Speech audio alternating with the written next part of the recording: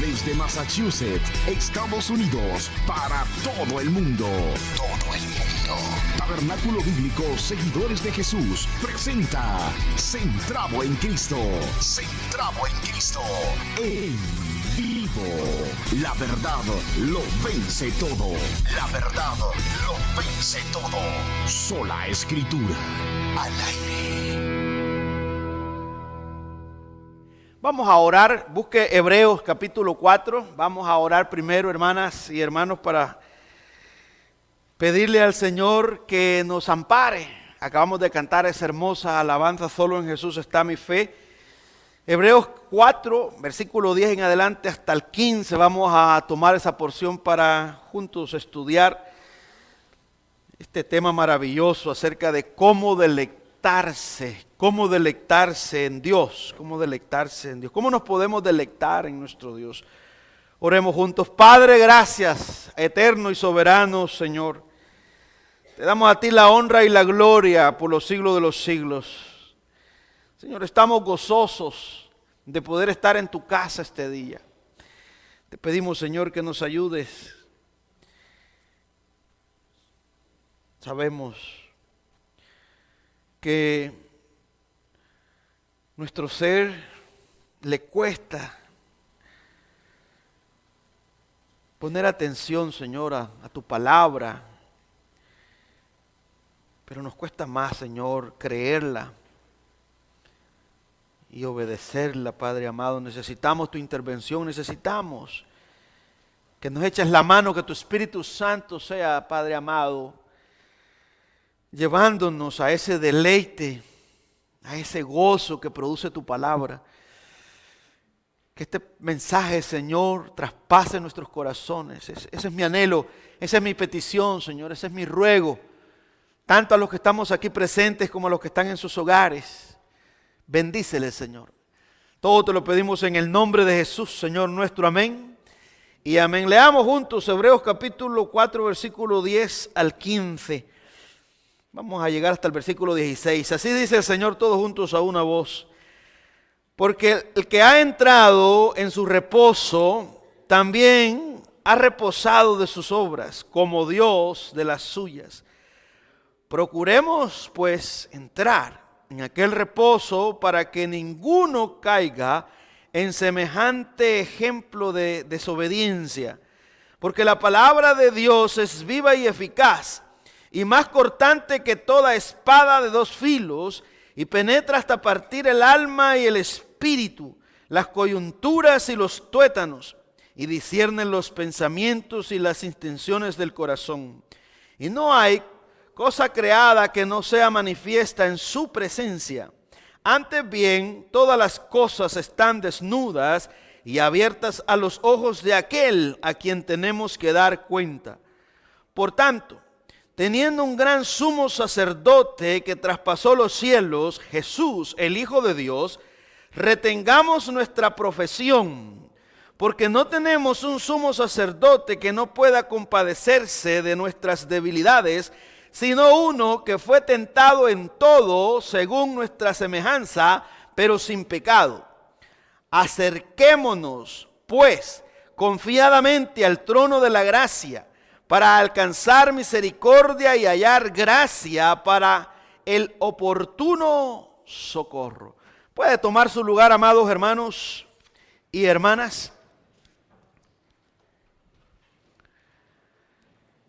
¿Cómo deleitarse en Dios? ¿Cómo deleitarnos en nuestro Dios? Según la Biblia, hermanas y hermanos, según la Escritura, nuestro Dios es un Dios deleitoso. La Biblia lo revela desde Génesis al Apocalipsis, un Dios feliz. Un Dios que se deleita, que se complace. Esa es la palabra deleite. Quiere decir que hay un placer. Dios se complace de ser Él, de ser santo, de ser justo, de ser todopoderoso, de ser omnisciente, de ser omnipresente, de ser soberano. Él es feliz en sí mismo. La creación la hizo, Dios hizo todo para reflejar ese deleite y para que la creación se deleite también en Dios. Vemos en las Escrituras, en Mateo capítulo 17, versículo 5, dice: mientras él aún hablaba, una nube de luz los cubrió. Y he aquí una voz desde las nubes que decía: este es mi Hijo amado, en quien tengo complacencia. A él oí. ¿Ve cómo Dios se complace? ¿Ve cómo Dios se deleita en su Hijo? Como dijo el predicador del siglo XVIII, Jonathan Edwards, dijo estas palabras: la alegría de Dios es parte de la plenitud que Él nos comunica. Me impactó esta reflexión de Jonathan Edwards mientras estaba meditando en esta enseñanza de este día acerca de cómo deleitarnos en nuestro Dios. Y él dice: la alegría de Dios es parte de la plenitud que Él nos comunica. Esta alegría consiste en gozarse y regocijarse en Él mismo. La alegría de la creación reside en eso. Este hombre fue un hombre que descubrió el deleite. Su pasión por el Evangelio venía de disfrutar a Dios. Impactó esta región de Nueva Inglaterra. Dios le dio un despertar espiritual. Ese gran sermón que Dios usó, pecadores en manos de un Dios airado, que aún en nuestros días sigue impactando cuando usted lo lee.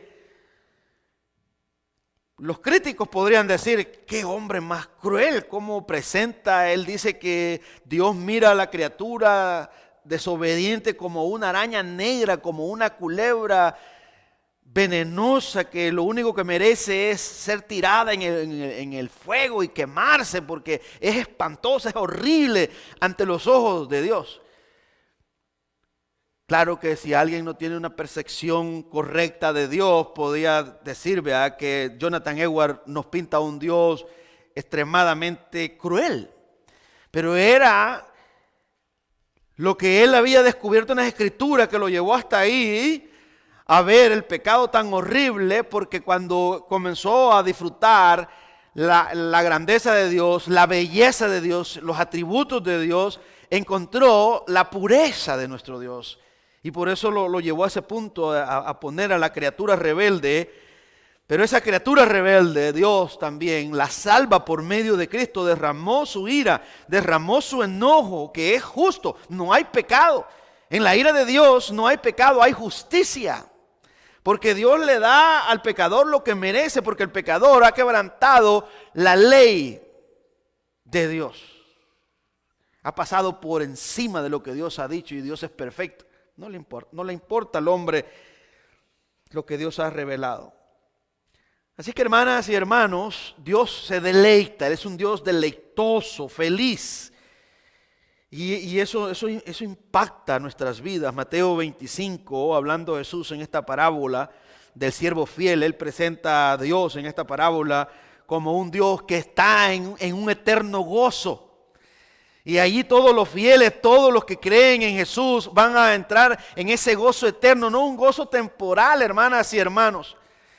Desde hace meses yo viendo todo lo que está pasando en el mundo y toda la tristeza y todo lo que se viene, hay una forma de cómo contrarrestar la tristeza y el luto, y es a través de disfrutar a Dios, de ver en la Biblia lo que Él es y cómo Él nos da ese gozo, esa alegría para nosotros poder sostenernos en medio de tanta tristeza, tanta desolación que hay en el mundo.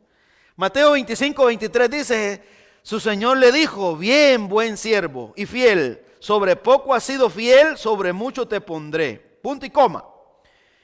Entra en el gozo de tu Señor. Quiere decir, como el Salmo 16:11 lo dice, que en la presencia de Dios hay plenitud de gozo. La verdadera alegría Una alegría inquebrantable proviene de Dios, un gozo que no se compra en la farmacia. Este no es un gozo momentáneo, temporal, no, este es un gozo, hermanas y hermanos, eterno, que lo ha ganado Cristo. Cristo se sostuvo en este gozo. Viendo la resurrección y todo lo que iba a lograr, iba a honrar al Padre, y ahí se sostuvo Jesús, sabiendo que el propósito del sufrimiento, Él lo confrontó, lo enfrentó con el gozo puesto delante de Él. Sufrió el oprobio, sufrió la cruz. Él se movió, soportó todo, según Hebreos 12:2, porque Él sabía que iba a honrar al Padre. Su justicia iba a satisfacer la justicia de Dios, iba a apaciguar la ira de Dios, iba a glorificar a Dios, que es el propósito número uno por el cual Cristo vino. Y en segundo lugar, iba a reconciliar el rebaño, el pueblo de Dios, nosotros. Iba a lograr esa reconciliación que ningún hombre puede lograr, solo Jesús. Entonces eso le dio gozo. ¿Cómo lo aplicamos en estos tiempos tan cruciales? ¿Cómo lo aplico en mi soledad? ¿Cómo lo aplico en mi enfermedad? Bueno, número uno, si usted es salvo, si usted ha creído en Cristo, usted tiene que ver la vida eterna y usted debe de decir, bueno, es cierto, me duele mi cuerpo, mi espalda, esta enfermedad pues solamente me la estoy controlando, pero yo sé que me espera un cuerpo glorificado. Cristo ganó un mejor cuerpo por fe, yo lo he recibido. Así que voy a sufrir gozoso, no voy a vivir esta vida lamentándome, maldiciendo como lo hacen los incrédulos. No, yo voy a vivir alabando, dándole gracias a Dios por Jesucristo, porque este gozo interno que produce la salvación no me lo puede quitar ninguna enfermedad, ninguna escasez, nada, ni nadie me lo va a quitar, porque es el gozo que Cristo nos ha dado. Pero no es un gozo que va a durar solamente cuando estamos bien emocionalmente. No, este gozo va a durar siempre. ¿Es atacado? Sí. Es atacado porque cuando somos calumniados, usted se entristece. Cuando nos enfermamos, vamos al hospital también. Pero si entendemos la fuente del verdadero gozo, que es nuestro Dios, ahí llorando, pero en nuestro interior, estamos alabando a nuestro Dios. Estamos alegres. ¿Por qué? Porque ya esa enfermedad no nos puede separar de Dios. Y no nos va a quitar la herencia que hemos recibido en Cristo Jesús. Ahí está el punto. Eso es, hermanas y hermanos, Jesús nos enseña de esa parte de cómo debemos de deleitarnos en Dios en todo tiempo. Debemos de deleitarnos cuando tenemos un buen empleo y usted tiene un buen salario, cuando usted tiene un automóvil que puede moverse, cuando usted tiene salud y puede ir a cualquier restaurante, puede gustar la comida. Pero este deleite en el Señor también tiene que seguir cuando no tiene automóvil, cuando usted no tiene trabajo, cuando usted está en soledad, cuando usted está perdido, cuando usted está en la cárcel, cuando usted está en el hospital, donde quiera. Este es el gozo del Señor, y el gozo del Señor nuestra fortaleza es. Este gozo no lo tiene el incrédulo, este gozo viene a todos los creyentes. Seguimos viendo cómo Dios se deleita, cómo Dios se goza. Juan 15:11, hablando Jesús de ese gozo con el que Él vivió en esta tierra, dice: estas cosas, Juan 15:11, os he hablado para que mi gozo, dice Jesús, este es el gozo, el mismo gozo del Padre. Y dice Jesús, aquí los está preparando, porque va a la cruz y va a venir un caos. Es como si yo estuviera, hermanas y hermanos, preparándolo a usted para lo que viene en el mundo. Nosotros esperamos, la esperanza de nosotros es que venga Cristo. Pero también sabemos que el anticristo llegará, que engañará al mundo. Todo el sistema está listo el internet, la moneda ya está llegando. Los cristomonedas, la moneda digital que yo presiento y digo, esa va a ser la moneda universal que va a usar el anticristo para gobernar. Ya, el anticristo llegará por ahí y el caos, el hombre no encuentra, el ser humano está buscando un líder que resuelva el problema de tanto conflicto, de la escasez, de tantas estas enfermedades. El ser humano, los gobiernos están extremadamente preocupados y ya no hayan qué hacer. Están desesperados. Nosotros no somos ajenos, ahí está la iglesia, pero Cristo Iba a venir un tsunami para los discípulos porque iba a ser arrestado, iba a ser condenado y luego ellos iban a esparcirse, se iban a salir huyendo. Y Jesús los prepara con estas palabras y les dice Juan 15:11. Estas cosas os he hablado para que mi gozo esté en vosotros, mi gozo esté en ustedes. Este gozo no sale, esta alegría no está según sus emociones. No, este es mi gozo.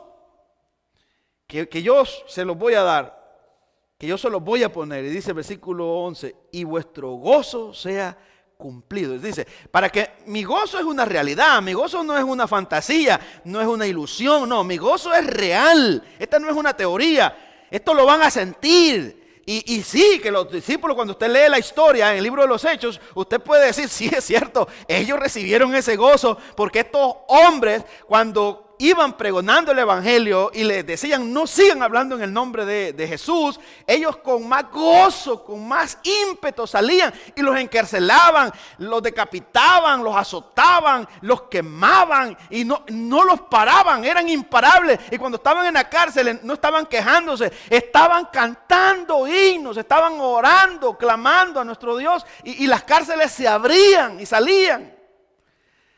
El gozo, la fuerza para ellos resistir, para aguantar. Ahí está también, hermanas y hermanos, disponible para nosotros, para que nosotros resistamos, aguantemos esa enfermedad, aguantemos esa escasez. Y si se viene alguna pérdida material o alguna pérdida de algún pariente que se muera, ese gozo nos va a sostener. Juan 17:13.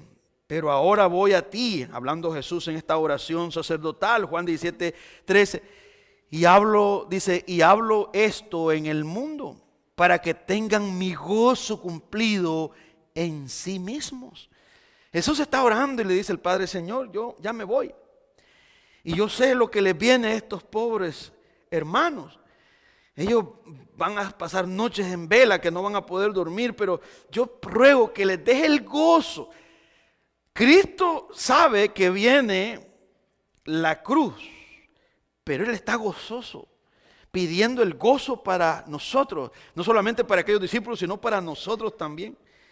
Así que estamos viendo en primer lugar que nuestro Dios es un Dios deleitoso, es un Dios que se deleita en sí mismo, y Jesús es el reflejo de ese Dios eterno. Salmo 104, versículo 31 dice, sea la gloria de Jehová para siempre. Y luego dice el salmista, alégrese Jehová en sus obras. Alégrese Jehová en sus obras. Ahora, ya vimos cómo Dios en su palabra se revela como el Dios deleitoso, el Dios que está feliz. Y cómo lo revela en Jesús ese gozo. ¿Qué significa esa palabra deleite o delicia? Porque el tema de este mensaje es cómo deleitarse en Dios. ¿Cómo me deleito, hermano?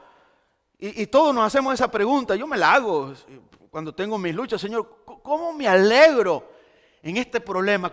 ¿Cómo salir? ¿Cómo aguanto? Imagínense, si usted, su esposa, su esposo se deprime y ya no quiere seguir a Cristo, ¿cómo va a aguantar eso? ¿Se va a deprimir? ¿Usted también va a colapsar o va a seguir con Cristo? Porque yo no me imagino, imagínense un día mi esposa dice, mira Tony, yo no me siento bien y yo creo que ya no voy a seguir a Cristo. Claro que trae tristeza a mí porque mi gozo es que ella esté conmigo y que caminemos juntos, caminemos pues hacia la misma dirección, para que de esa forma la carga se haga más liviana. Pero traería una tristeza a mí, porque yo la necesito como mi ayuda idónea, pero no solamente la necesito para luchar con los problemas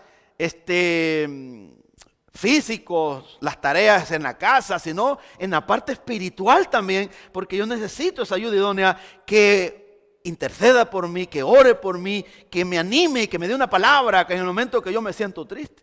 Entonces la gran pregunta es ¿cómo yo puedo sostenerme si llegara a suceder eso? O mis hijos se llegan a rebelar y me dicen, mira papá, ya somos mayores de edad, es cierto, crecimos en la escuela, en la iglesia, y tú nos enseñaste el temor de Dios, nos enseñaste buenos principios, pero nosotros nos vamos a ir por otro camino. Claro que van a herir mi corazón, van a despedazar mi corazón. La pregunta es, ¿estoy preparado para eso? ¿Cómo le hago? ¿Renuncio? ¿Me aparto? ¿Me pongo la soga al cuello porque fracasé? ¿Porque no era eso lo que esperaba de mis hijos? No, para eso Dios nos prepara.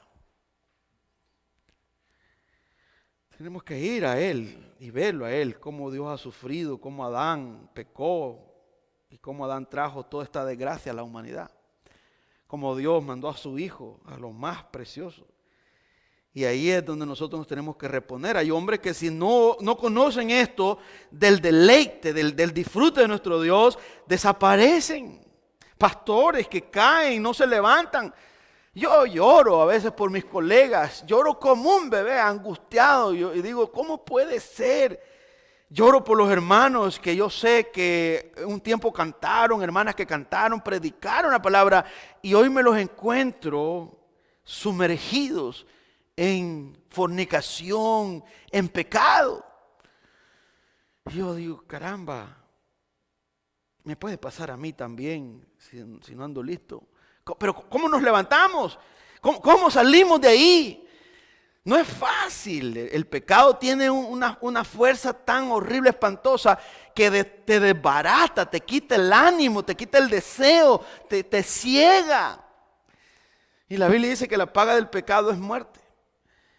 La Biblia dice que hay pecados que matan.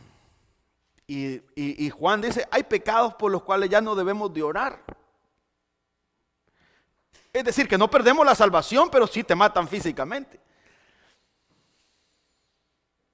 A veces nosotros no entendemos esa otra magnitud, ¿verdad? Si no estoy con Dios, si no disfruto a Dios, porque estoy ahí deteniéndome con estos placeres que le abominan porque Él es santo. Entonces estoy haciendo un atentado contra mi propia vida porque estoy como provocando un desastre. No, el pecado. Y recuerdo un amigo que me dijo, bueno, como tú dices que es el pecado, yo estoy en pecado, por eso no voy a la iglesia. Y es fácil uno excusarse y decir eso, y como dicen en buen salvadoreño, matar el perro antes de que suceda el asunto. Pero aquí está el punto, hermanas y hermanos. Nosotros no somos ajenos, debemos de dolernos. Les digo, yo lloro y a veces me pasa factura porque también me desanimo. Digo yo, Señor, qué duro es esto.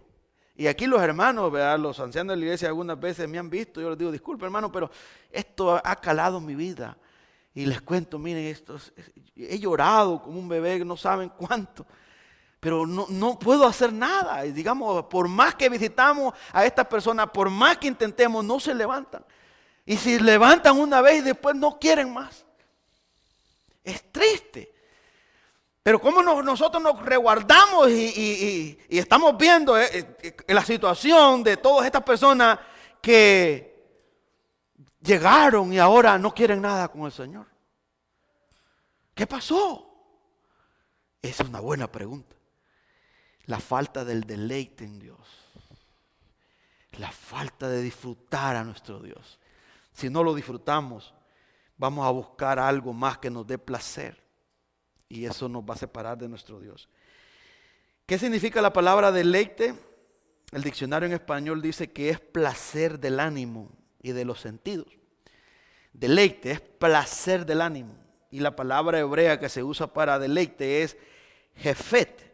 Y habla acerca del placer, deseo, de la delicia, del contentamiento.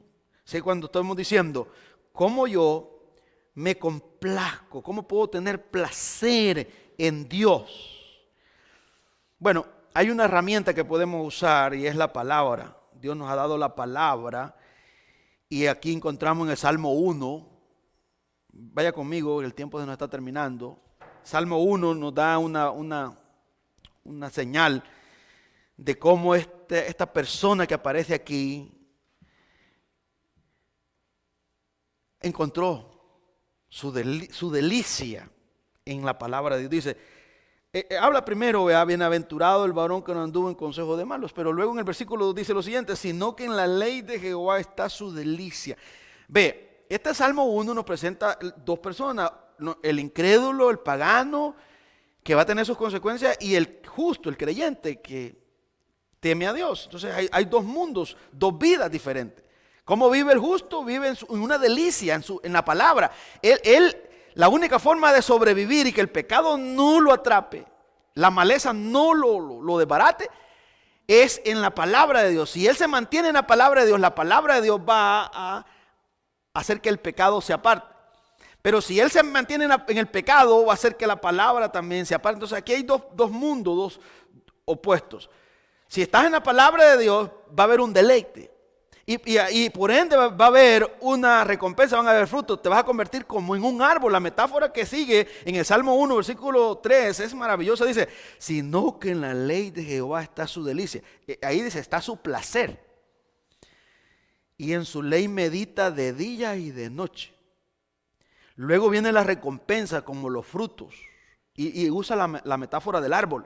Será como árbol plantado junto a corrientes de aguas, que da su fruto en su tiempo y su hoja no cae.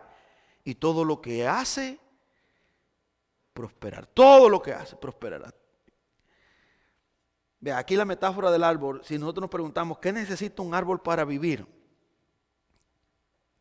¿Cuáles son los elementos esenciales? Bueno, número uno, necesita tierra para estar ahí, recibir todos los nutrientes de la tierra. Número dos, necesita agua, necesita sol, necesita oxígeno, necesita aire, ventilación. Entonces, la palabra de Dios, la palabra de nuestro Dios nos da esos elementos físicos, espirituales a todos nosotros, que a veces no los notamos, pero cuando usted la escucha, la palabra entra. Y por eso es que la carta a los Hebreos, el escritor nos dice, y le dijo el escritor en aquel tiempo caótico, de desánimo, le dijo a aquellos hermanos que la palabra de Dios es viva y eficaz. Y en el momento de turbulencia, él, en Hebreos capítulo 4, versículo 10, les lleva a un punto al reposo, el reposo espiritual. Ya no aquella carga de estar haciendo obras para ganarse esa justicia, sino reposar en la promesa de Dios, descansar. Y en ese reposo entramos en un deleite. Porque nosotros somos perdonados en Cristo, pero no solamente la salvación es que somos libres del infierno, sino que con la salvación viene una comunión, viene una relación. Entonces la salvación nos trae un deleite en la comunión con Dios. Y entonces si me falta esa comunión, quiere decir que me falta la salvación, así es. Porque si no tenés comunión con Dios, no eres salvo todavía. Es como el matrimonio. Imagínese si usted ve ya es un hombre adulto o una mujer adulta. Alguien le dice, ¿es usted casado? Varones y hembras. Usted dirá, pero es una pregunta burda. Sí. Pero es importante. Porque la persona que le pregunta probablemente quiere saber si usted tiene compromiso. Ya es otra cosa, ¿verdad? Si otro piensa otra cosa. Pero si la persona mira un anillo, este anillo que usa, ¿verdad?, la sociedad como un símbolo de que usted está comprometido con una persona. Tal vez puede ser que esa persona no le vio el anillo y dice, bueno, esta mujer, este hombre no anda anillo, no se sabe. Pero como dicen por ahí, lo que se ve no se pregunta. De la misma manera, hermanas y hermanos, habrán algunas veces que no es necesario que usted diga, no, yo sí estoy casado, soy padre de familia, sino que las personas lo van a notar. A veces se nota ese hombre cuando habla, ese hombre siempre dice, vea, oh, con mi esposa estábamos aquí, o con mi esposo, con mis hijos, para todo siempre, no evita, porque ese hombre tiene una familia, donde quiera, no anda, digamos, ocultando, porque no anda buscando placer, no anda buscando otra cosa. Él está feliz, él está satisfecho con su familia, lo tiene todo en su casa. ¿A dónde lo quiero llevar? De la misma manera es la relación para con Dios. A usted no tiene que preguntarle, ¿es usted cristiano? Porque si ya le preguntan es porque hay duda. Pero si usted no solamente no lo dice, sino que la relación, usted está en el trabajo y dice, bueno, hoy hay culto en la iglesia, no voy a poder ir, pero voy a escuchar la prédica hoy, bendito sea Dios por la tecnología. Usted tiene una relación con Dios. Usted el viernes, estudio bíblico. El domingo, usted dice, no, el domingo, y el jefe dice, mira, tenemos una emergencia, mire, yo puedo venir en la tarde, en la noche, y le echo la mano con mucho gusto. Pero no mucho tiempo, un par de horas, porque yo también tengo mi familia. En la mañana, esto no es negociable, yo voy a ir a alabar a mi Dios. No necesita, él no, ¿eres cristiano? No le va a preguntar porque él ve el compromiso que usted tiene con Dios, su relación que usted tiene para con Dios. Y de eso se trata el cristianismo, de una relación de amor, pero no es una relación incómoda, esta es una relación deleitosa. Dios se deleita en sí mismo y Él transmite ese deleite. Él dice, bueno, mi familia tiene que ser una familia que se deleita conmigo. No puedo tener hijos tristes porque yo no soy triste, yo soy un Dios alegre. ¿Cómo? No, me contradicen. Yo no tengo esa clase de hijos así, que andan todo el tiempo atribulados, arrogantes y andan bravos. No, yo tengo esos hijos que tienen problemas, pero ellos se deleitan conmigo. Vivimos en un primer amor. Y esa es la idea de la carta a los Hebreos. El escritor, y aquí aterrizamos, Hebreos capítulo 4, versículo 10, dice, porque el que ha entrado en su reposo, en el reposo de Dios. Y este reposo que hablaba, y él habla también de que este reposo no era de reposo físico.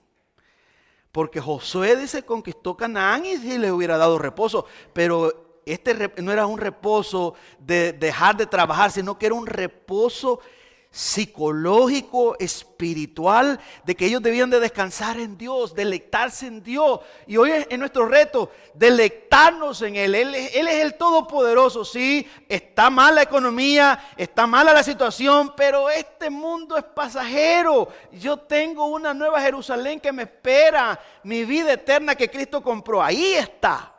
Ese es el deleite de nosotros.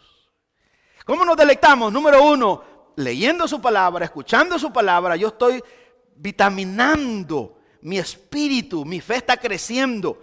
Y la palabra de Dios me va revelando, es una carta de amor de mi amado, me habla de Él, de su belleza, de cómo Él ha desbordado su amor en la cruz y cómo no le voy a amar si me ha dado a lo más importante, su Hijo amado, para reconciliarme con Él. Aquí está la carta de amor de Dios para su iglesia. Cuando la leemos, esto es impactante. El otro día les decía al hermano, no sé qué me está pasando, a veces hasta me siento mal porque digo, Señor, ¿será que algo me está fallando? Pero cuando leo la palabra me da una energía, un gozo que antes no, increíble. Como si fuera un sopón así, ¿verdad? De marisco o un sopón de sopa de frijoles, que tiene vitamina, power, y que usted se la toma y usted después dice que tengo power. Y usted sale a la yarda y usted quiere pintar la casa de muchos colores. Y usted dice, ¿qué pasó? Bueno, fíjense, hermanas, que la palabra tiene ese poder espiritual. Nos hace descansar porque usted puede venir y lee un salmo y usted dice, ve, el salmista dice que estaba enfermo como yo. Pero ahí termina diciendo, alabaré a Jehová. ¿Por qué te turbas, oh alma mía, dentro de mí? Espera en Jehová porque aún he de alabarle. Reposemos, deleitémonos en Dios, volvámonos al Señor. Él quiere que lo disfrutemos. ¿Estamos de acuerdo?